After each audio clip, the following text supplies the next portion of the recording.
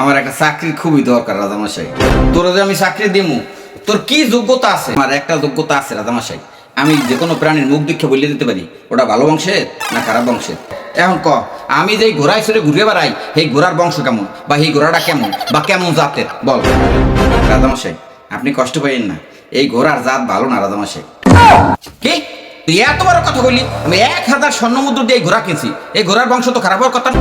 এই করিম, তোর ধার দিয়ে যে আমি ঘোড়াটা কিনছিলাম, সত্য কথা কবি, এই ঘোড়ার জাত কেমন?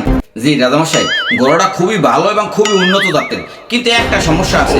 হইল কি, জন্মগ্রহণের পর মা মরিয়ে গেছে, মা মরিয়ে যাওয়ার পর ওর গরুর দুধ খাওয়াইছি, এখন আর আচার আচরণে কিছু গরুর স্বভাব পরিলক্ষিত, এই আর কি। আচ্ছা, আমার ঘোড়ার জাত যে ভালো না, তুই এটা কেমনে বুঝলি কত? রাজামশাই এটা তো খুবই সহজ জিনিস।